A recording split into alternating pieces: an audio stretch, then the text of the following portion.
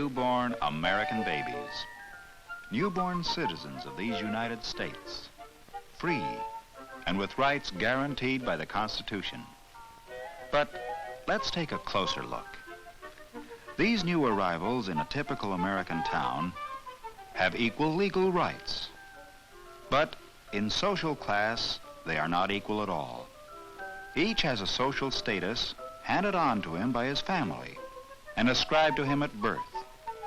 Meet Guilford Ames III, the latest addition to one of the town's upper-class families.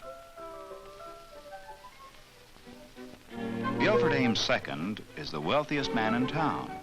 He owns a large factory.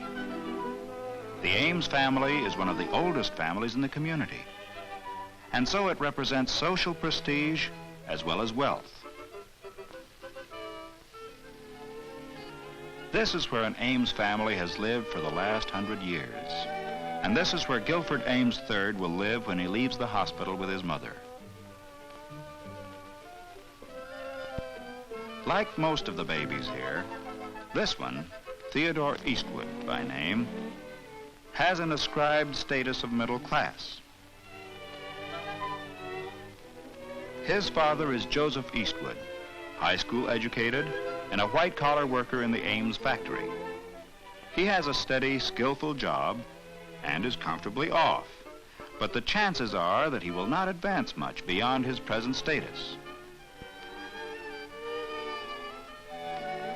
The mortgage on his house is on its way to being paid, and someday it undoubtedly will be. Although young Ted Eastwood has an ascribed status of middle class, he may be able to better it. The class status he achieves during his lifetime may be higher than the one he was born with. This could be true, too, of this baby, David Benton, whose ascribed status is lower class. David's father is Michael Benton, an unskilled factory worker. Mr. Benton rents the upper floor of a two-family house in a rundown section of town. The ability to rise from an ascribed status to an achieved one is called vertical mobility and is particularly characteristic of the United States. There are class lines within each general group, and these vary geographically and in relation to nationality, religion, and race. Class exists in the United States as it does everywhere, and it plays a vital part in the life of every community. Let us follow the lives of these three babies and see how class affects them.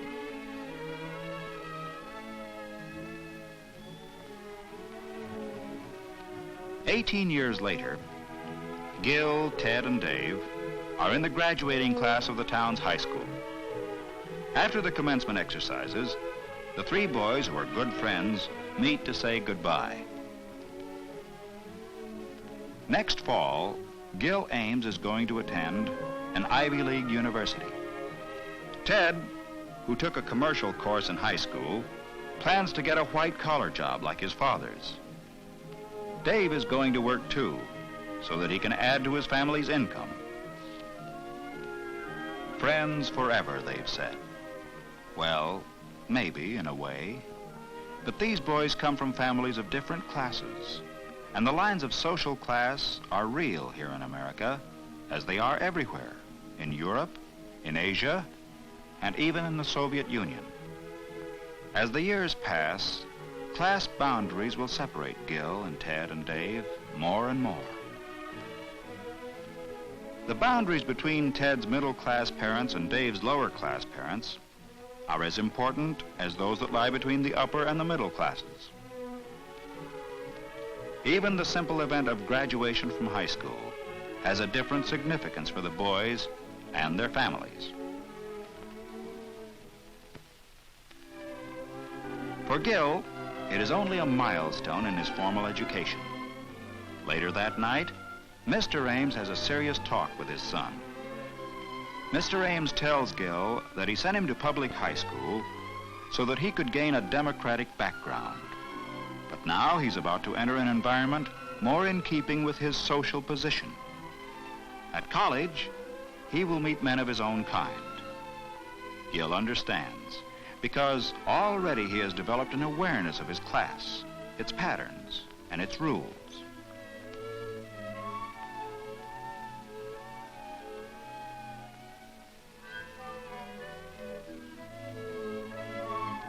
In another part of town, the Eastwoods have just finished dinner, and Mr. Eastwood is talking with Ted about his plans for the future. Ted's record in high school was generally good, but there was one subject in which he excelled: drawing. Ted would like to do something professionally in the art field, but his father discourages him.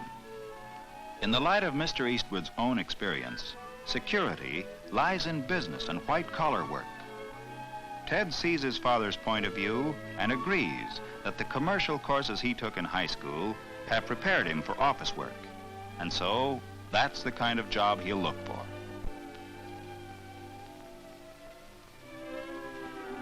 In the Benton household, graduation from high school is an event worthy of celebration, and a family party in Dave's honor is in progress.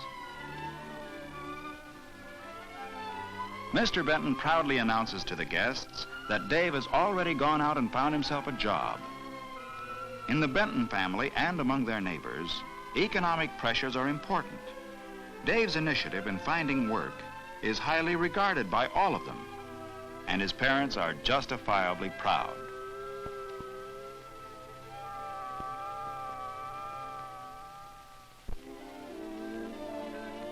Four years later, Dave, 22 now, has a job at a local gas station.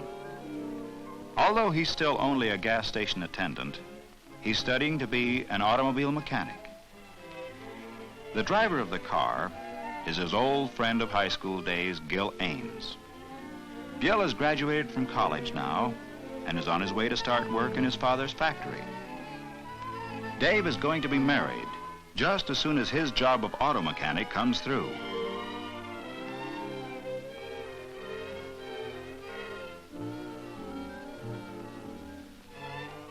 Gil's first day of work in his father's factory turned up still another familiar face.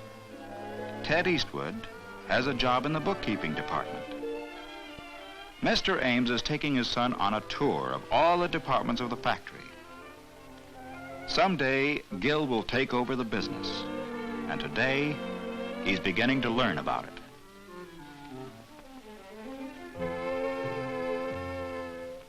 Kind of rocked you, didn't it? Gil Ames with his future all laid out for him. But you're Ted Eastwood, stuck in a job you'll be in all your life. Why don't you get out? What's keeping you here anyway? Mary Blakesley? You thought you'd marry her.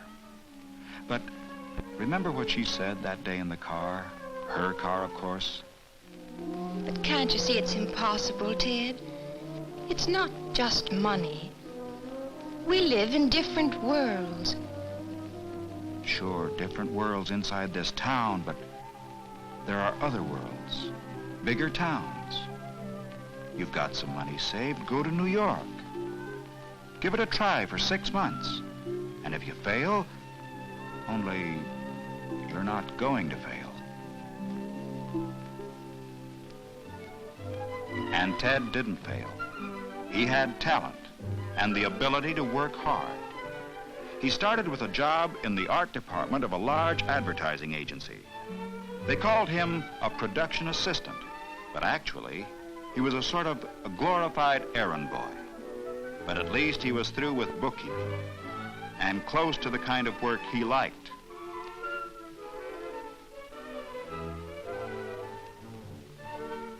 At night, he took courses in commercial art and advertising and spent a good deal of his free time working and studying at home.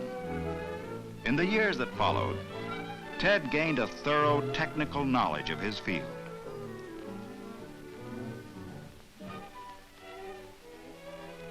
By the time he was 30 years old, he was the head of the art department of an advertising agency. Horizontal mobility, moving from one place to another, has resulted in vertical mobility for Ted Eastwood, a movement upward from his ascribed status to an achieved status that is largely the result of his professional standing. Class lines are drawn differently in a large city like New York, although they are still there. Here, professional standing, power, and wealth are of great importance. It is possible for members of socially prominent families, theater people who may have come from the lower class, and successful businessmen of the middle class to mix socially, and Ted is an accepted member of the group.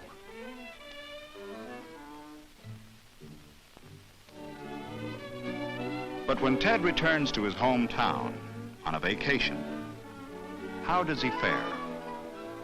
Has he a new achieved status back there, too? When he meets the girl he wanted to marry, have things changed? The town is small enough so that Mary has heard about Ted's success in New York.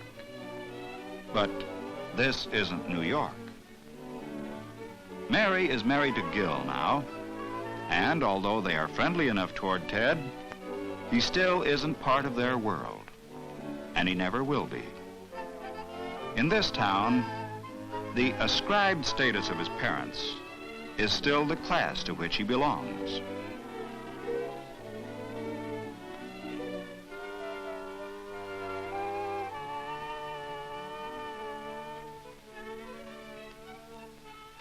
Ted's mother brings him up to date on all the town gossip, but he only half hears her. The meeting with Mary has stirred old memories in him. He's remembering what she said to him about different worlds. He knows now that to her and Gil, he's still the nice kid from the wrong side of the railroad tracks, no matter how successful he is. His achieved status is higher than that of his father's because he has a profession, but that status depends on a place. In this case, New York. Dave Benton, on the other hand, has changed his status hardly at all. He's now a skilled auto mechanic. And although his achieved status is not much better than the one ascribed to him by his family, financially, he will be able to provide better for his wife and children. His third child, a son, was born in the local hospital just yesterday. This new Benton baby has the ascribed status given him by his family. He may, as he grows up, reach a higher achieved status as Ted Eastwood did. Or he may, as his own father did, stay in the class to which he was born. His vertical mobility will depend greatly upon him, his character, his talents, and abilities. It will possibly depend, too, upon geographical mobility, because the criteria for class boundaries vary from place to place. And so it will be for all these babies, all citizens, all equal before the law, but not the same by standards of class.